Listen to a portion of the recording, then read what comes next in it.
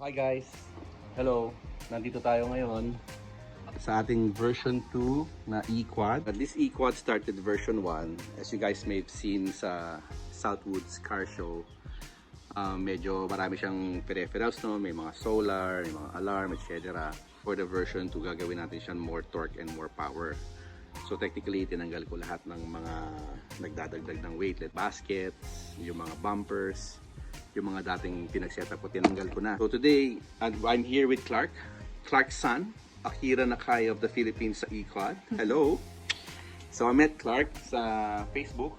So we chatted and then we talked about electronics. We talked about upgrades, etc. And we came up with a plan na sasamahan niya ako mag-upgrade nitong ating E-Quad. As of now, wala naman ganong nabago. Same wide wheels sa likod, short wheelbase sa harap.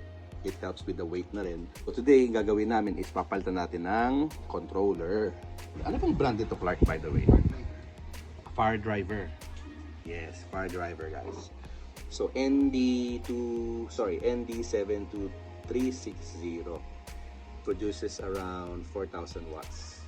So we got the brackets on, mounted the controller on it, and lalagay natin siya sa hood. So dito natin siya lalagay sa harap. So when we were observing earlier about how we're going to do the wiring, etc., we came up with a challenge. So from the original controller, tatanggalin natin lahat yan, these wirings. They're quite a lot. Phase 1 of the upgrade, ititrace namin yung mga wire coming from sa original controller papunta sa harap. Yung panel, as you can see, tinanggal na namin. And itong manibela na to, na medyo bulky, dito namin siya ititrace, right? So while doing that, we came up with another challenge. So how are we going to fixate yung mga wire? Because may mga switches tayo nakikita sa panel, we need to rewire them. Ang lahat ng switches na to, from drive, busina, reverse, headlamps, ignition, everything, will be placed, I guess, on the right dash. So bubutasan namin lahat yan, dito namin nalagay yung mga switches so that we can free up this panel area, so it will cost us less wire to use. So we end up deciding, dito na namin lalagay. So it might not be done today, but this is the plan, and we still got some programming to do later onwards. Dahil sa ganon, itong manibela ay magiging skeleton na. No, correct. Itong manibela, going back, pag wala na to lahat, wala ng panel, nandito na lahat, this would be the next project. So na-imagine nyo na guys kung anong mangyayari dito, pero hindi ko muna i-disclose ngayon. I think that would be on my another vlog. I don't normally vlog for the E-Quad, but I think this would be the first vlog na gagawin natin because it's quite important itong upgrade na to.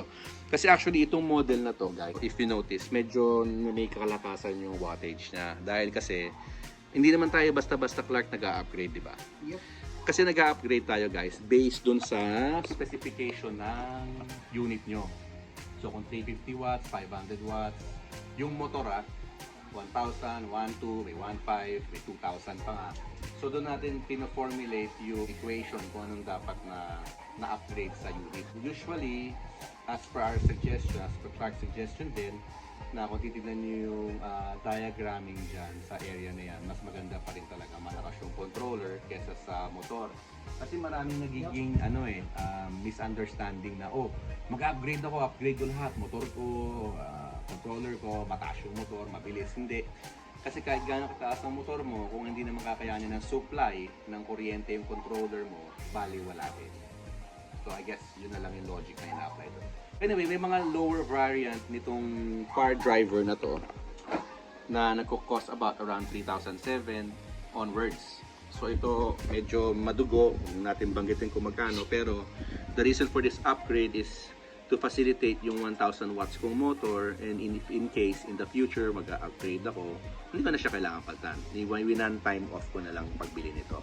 If you guys are looking for a better controller o sira yung controller nyo, gusto nyo yung palitan, I would suggest palit na kayo ng medyo branded, no, na programmable. Kasi kapag nagpalit lang din kayo yung online, o hindi pa rin siya programmable, hindi mo rin siya maiiba yung settings niya. Let's say gusto niyo ng konting speed, gusto niyo ng konting torque, may uphill kayo, may long driving, etc. Pagka programmable yung controller niyo, maa-adjust niyo as you will. So that's it for today. We'll update you guys later on kung anong matatapos namin. So ito yung parang pinaka phase 1 namin. So we'll see in an hour or two. Siguro mawa-wire up lang muna namin sila lahat. And then we'll come back for the finishing. So yun lang guys. Hope you liked our mini video first vlog for E-Quad. If you guys enjoy, balikan namin kayo. Thank you.